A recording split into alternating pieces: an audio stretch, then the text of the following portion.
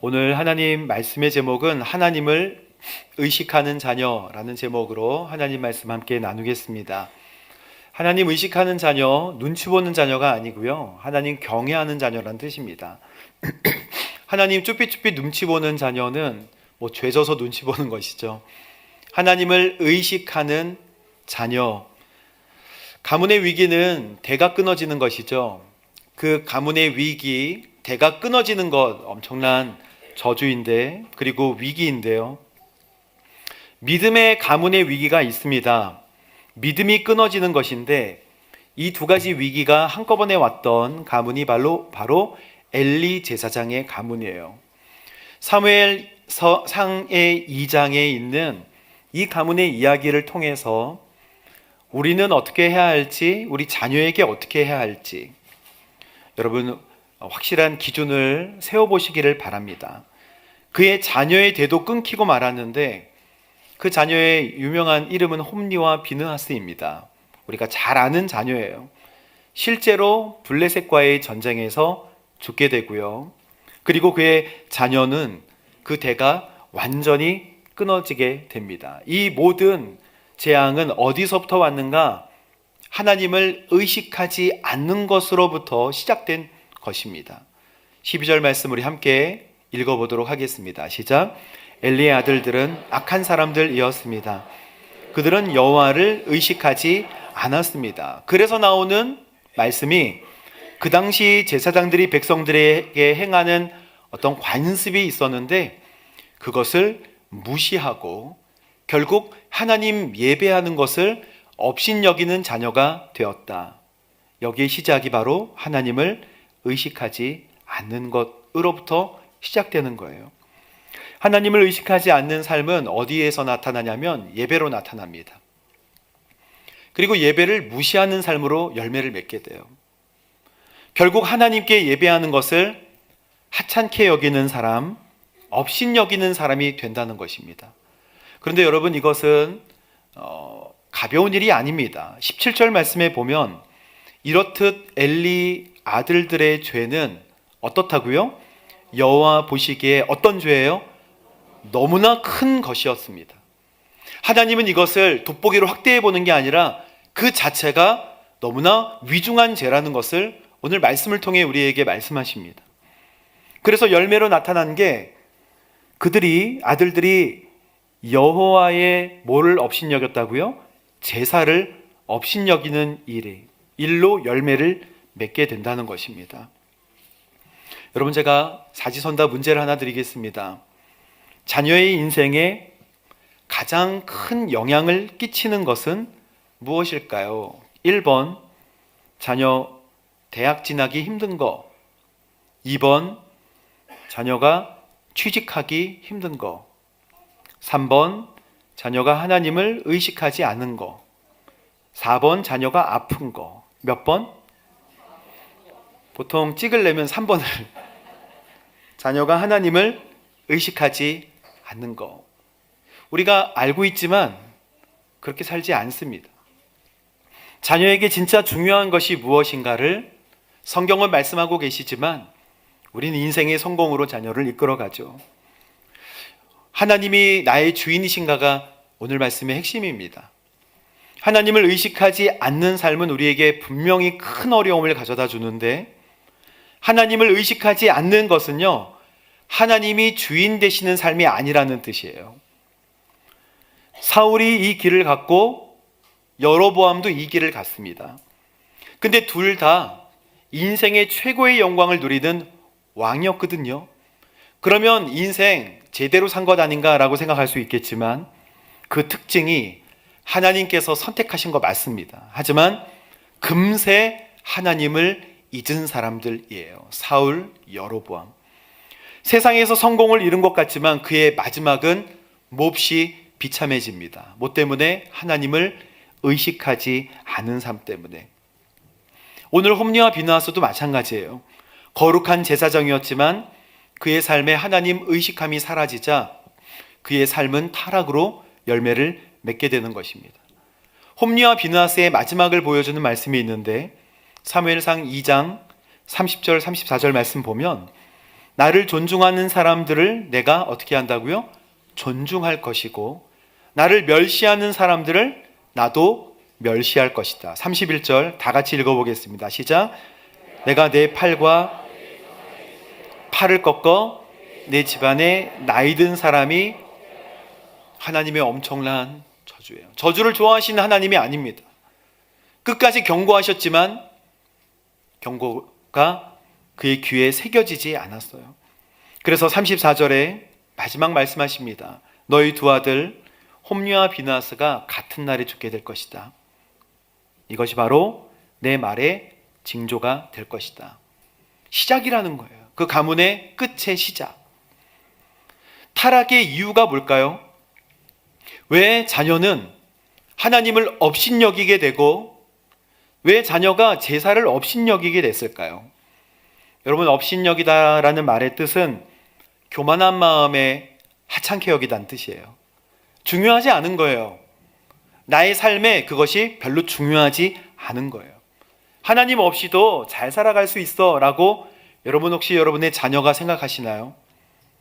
회막에서 수종드는 여인과 부도덕한 관계까지 가기까지 그것이 처음에 쉽지 않았겠죠. 하지만 조금씩 진전하고 전진하니까 아무도 막는 사람이 없으니까 해도 된다 생각한 것입니다. 그래서 그의 삶에 하나님이 안 계신 건 아니에요. 하나님이 계신 것은 알지만 나의 인생에 영향을 끼치지 않는다라고 생각하는 상태가 하나님 보시기에 큰 죄의 상태라는 것을 우리 자녀에게 가르쳐줘야 될 필요가 있다는 것입니다. 시편 4절에 보면 여호와께서 교만하게 생각하는 사람, 여호와께서 감찰하지 않으신다고 생각해서 그의 모든 사상에 하나님이 없다라고 하는 사람이 하나님 보시기에 무척 교만한 사람이라 말씀하셨어요. 감찰하시지 않는다. 당장 회초리나 방망이가 없기 때문에 하나님 계시지 않아 라고 생각하면 그거 굉장히 어리석은 사람이라는 거예요. 그리고 시편 14편 1절에 보면 어리석은 사람에 관하여 그 마음속에 하나님 없다라고 생각한다는 거예요. 그들은 썩었고 가증스러운 죄악을 저지른 사람들이고 선을 행하는 사람이라고는 하나도 없다.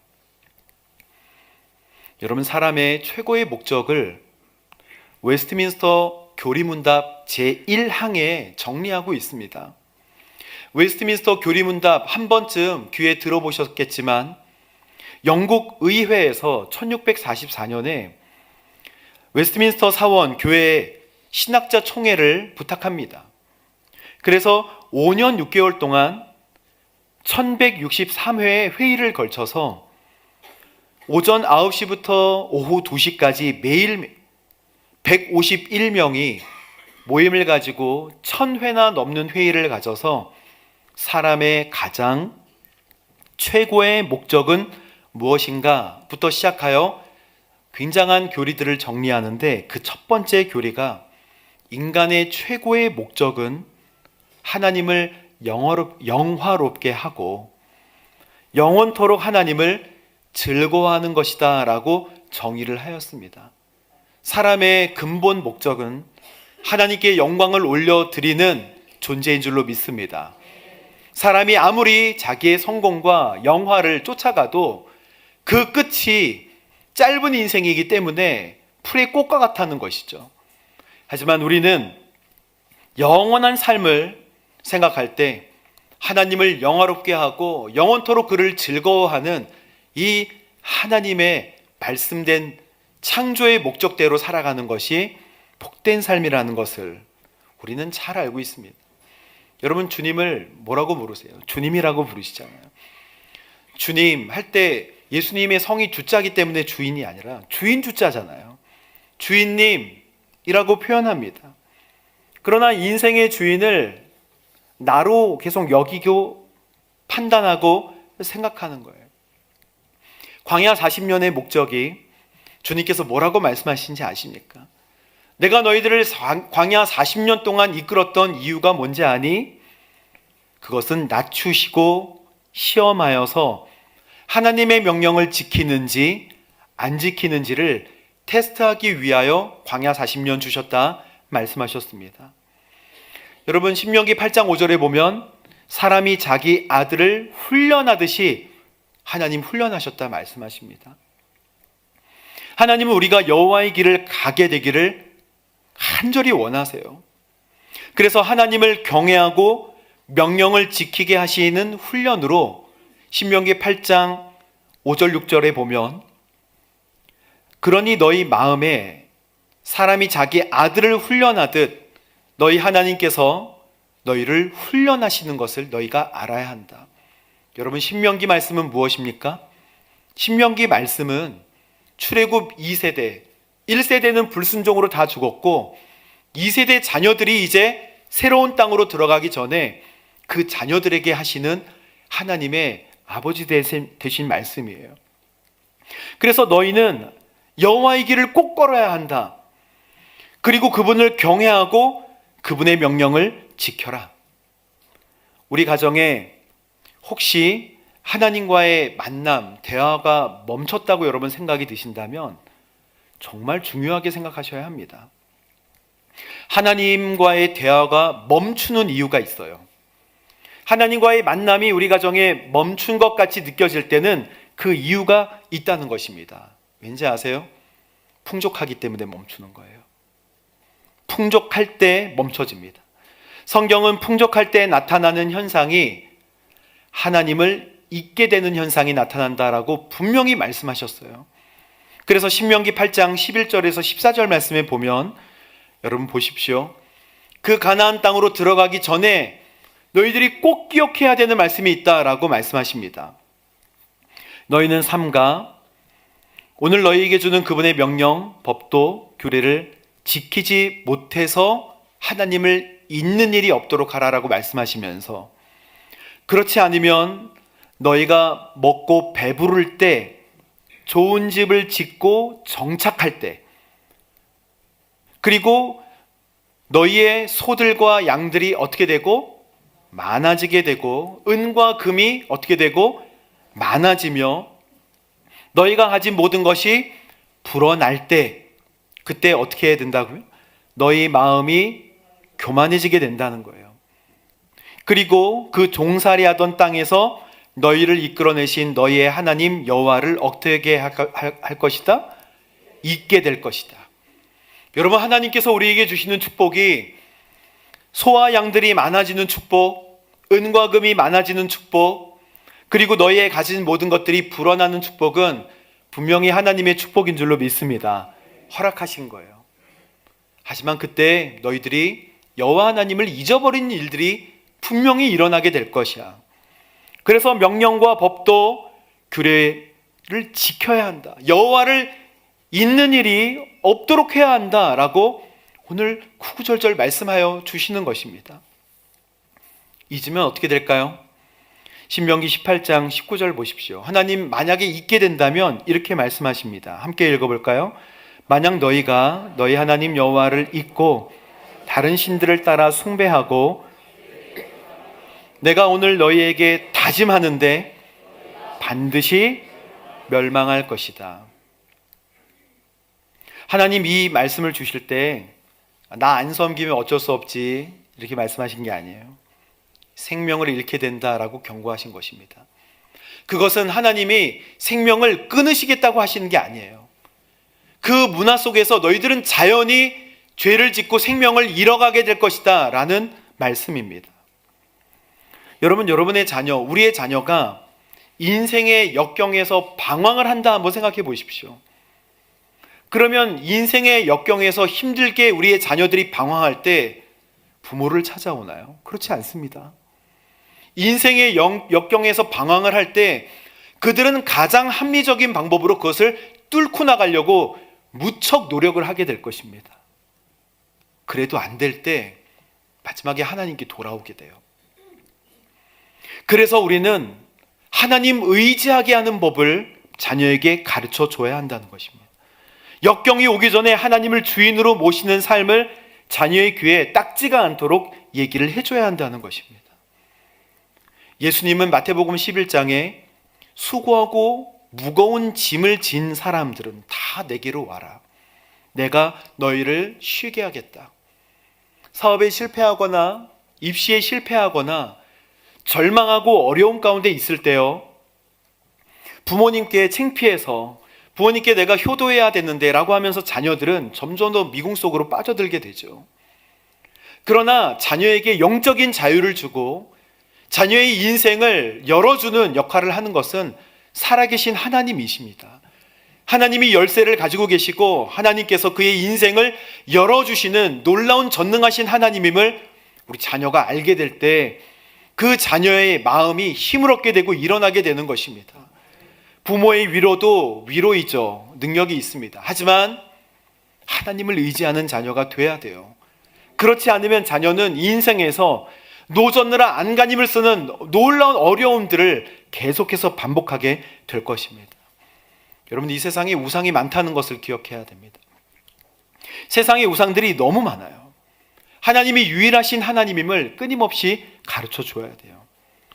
우리 자녀에게 생명을 주신 아버지가 누구이신지를, 지금 평생에 해야 될 것들을 이 인생 가운데 하는 거야 라고 자녀에게 이야기를 해줘야 합니다. 밤에 잘 때, 여러분 꼭 잘 때 축복하여 기도해 주십시오. 너는 주인이 누구신지 아니라고 물어보세요. 몰라? 모르겠는데? 이렇게 하면 얘기 안 하신 거예요. 너 인생의 하나님이야 라고 오늘 저녁에 이야기해 주십시오. 피식하더라도 내 인생의 주인이 하나님이시구나. 자녀의 귀에 매일매일 하나님께서 주인 되심을 선포하시게 되기를 바랍니다. 자녀가 집에 없으면 전화로 얘기하세요. 네 주인이 누구인지 아느냐? 하나님이시다. 꼭 기억해라.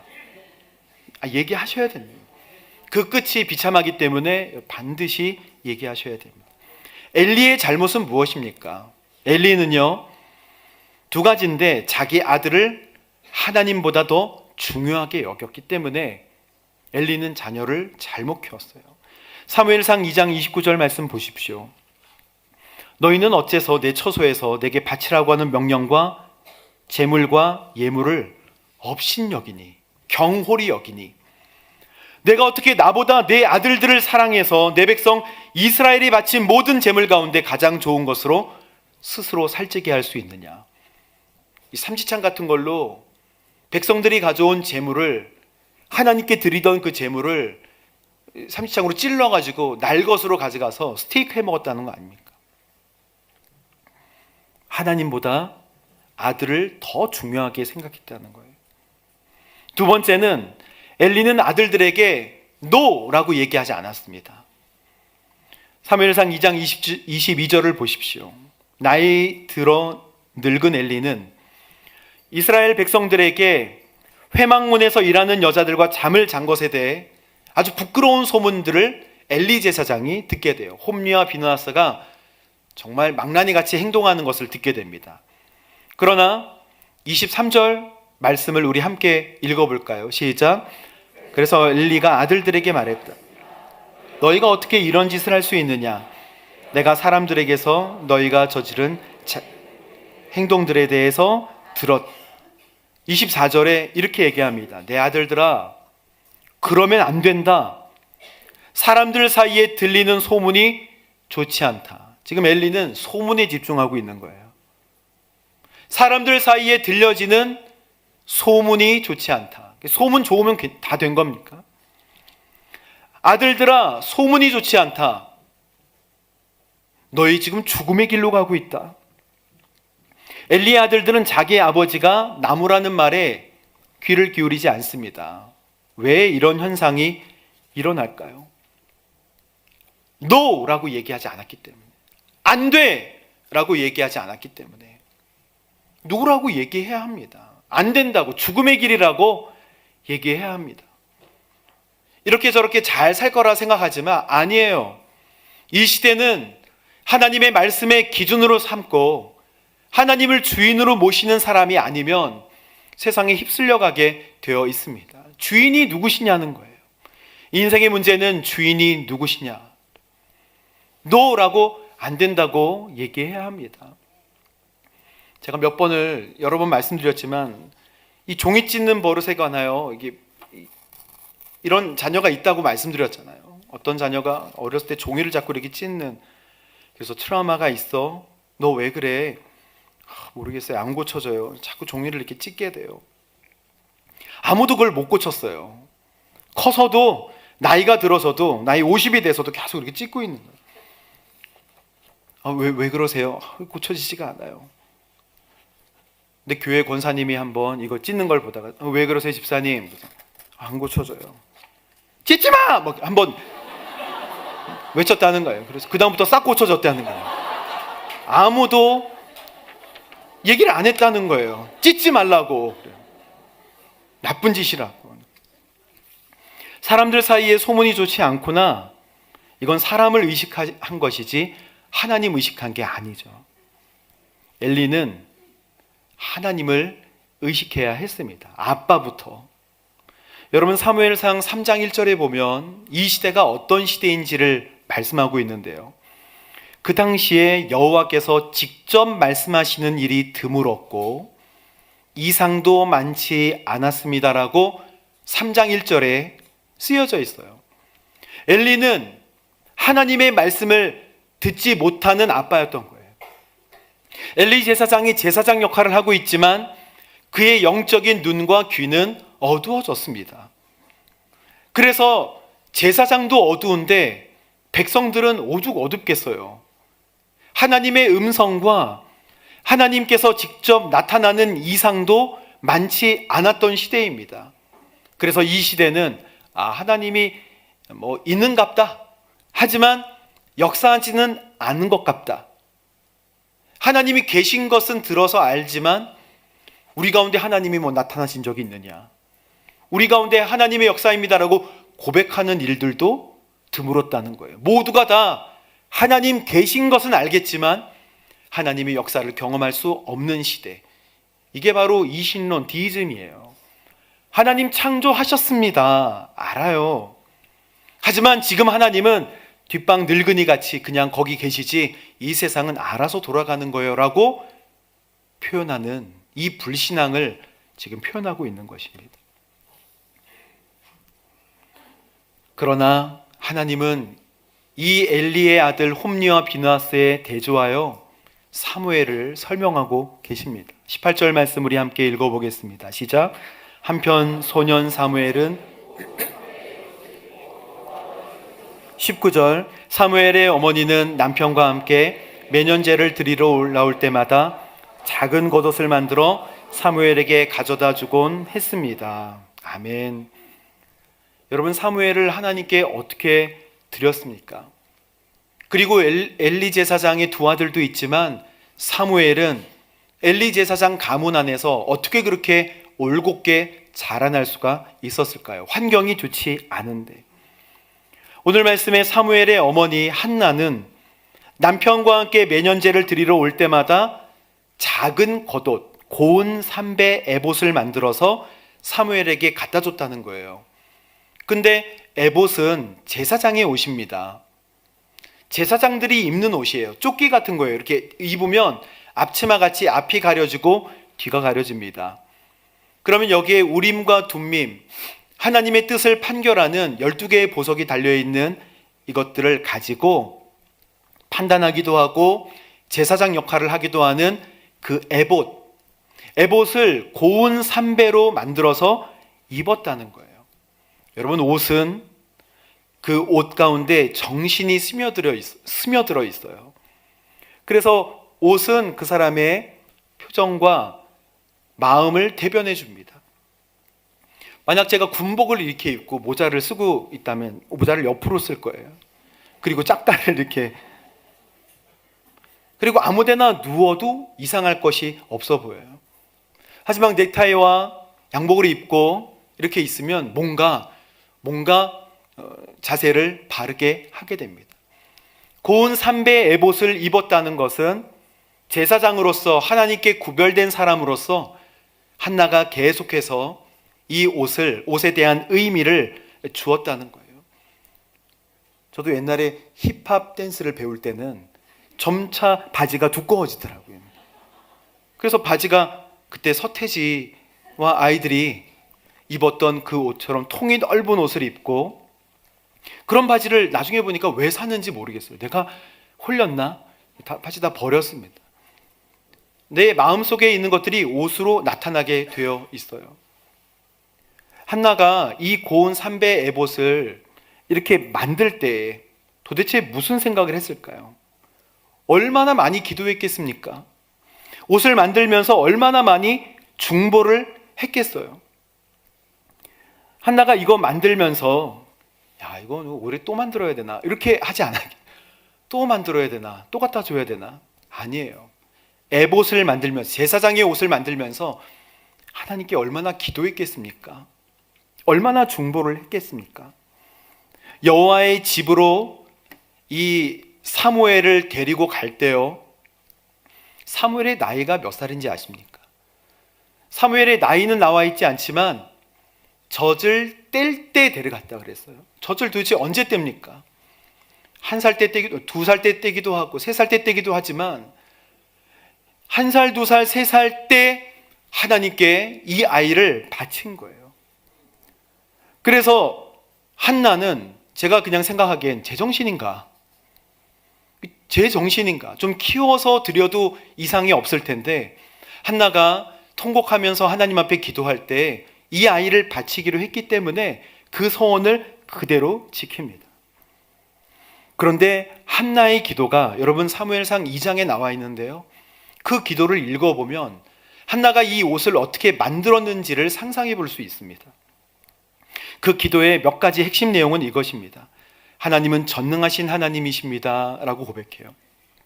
하나님은 가난하게 하시기도 하시고 부하게도 하십니다. 하나님은 낮추게도 하시고 높이기도 하십니다. 땅의 기초는 여호와의 것이니 여호와께서 세상을 그 위에 세우셨다는 고백, 그리고 사람의 힘으로 여호와께 대항하는 사람들은 다 흩어질 것입니다 라는 고백. 놀랍죠? 여호와께서 땅끝까지 심판하실 것을 고백하고 그분께서 세우신 왕에게는 이때 왕이 없었습니다. 사무엘이 하나님 뜻대로 왕을 세우기 시작했지 이때 왕정기가 아니에요. 사사들의 시대예요. 그렇게 세우신 왕에게는 힘을 주시고 기름 부어 세우신 왕의 이름을 하나님께서 높여주실 것입니다 라고 하는 한나의 기도를 보세요. 하나님, 그냥 우리 아이들 그냥 잘 되게 해주시고 밥 많이 먹고 살 뒤룩뒤룩, 제가 죄송합니다, 이렇게 막 살 팍팍 쪄가지고 행복한 삶, 관계가 아주 좋은 삶, 행복하고 좋은 집에서 평안한 삶을 살게 해주세요 라고 했던 게 아니고요, 전능하신 하나님에 관하여 기도했다는 거 아닙니다. 여러분, 이 기도를 하시기를 바랍니다. 전능하신 하나님을 부르짖으며 이렇게 할 때, 전능하신 하나님을 부르짖으며 옷을 만들 때, 그것을 전달할 때, 야, 내가 얼마나 고생했는지 아니, 잘 입어라, 이렇게 하지 않았어요. 하나님께 순종해라.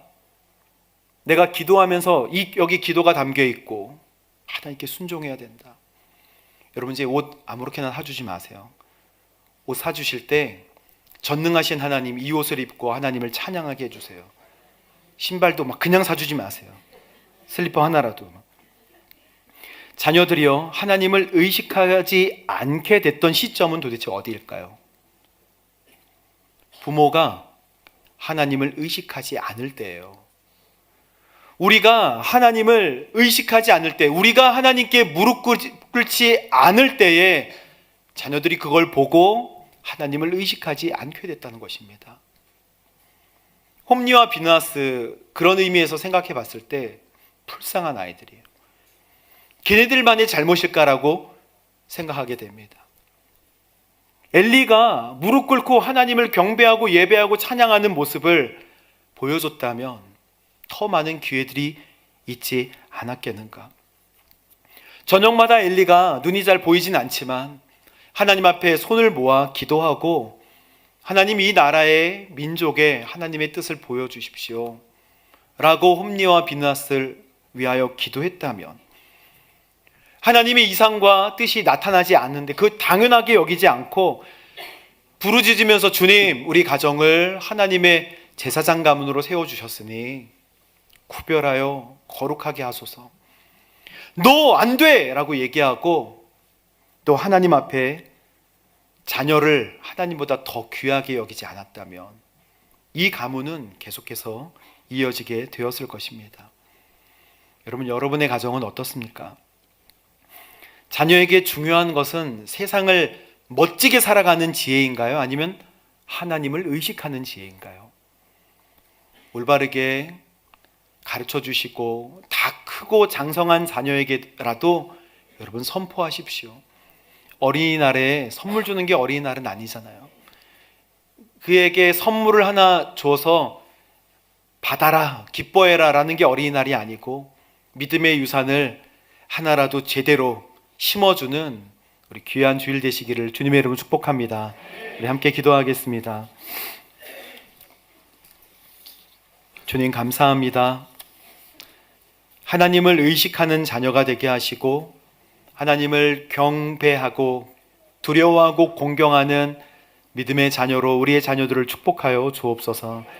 그리고 우리도 오늘 가정에서 주의 이름을 높이며 하나님께 무릎 꿇는 겸손한 부모가 되게 하여 주옵소서.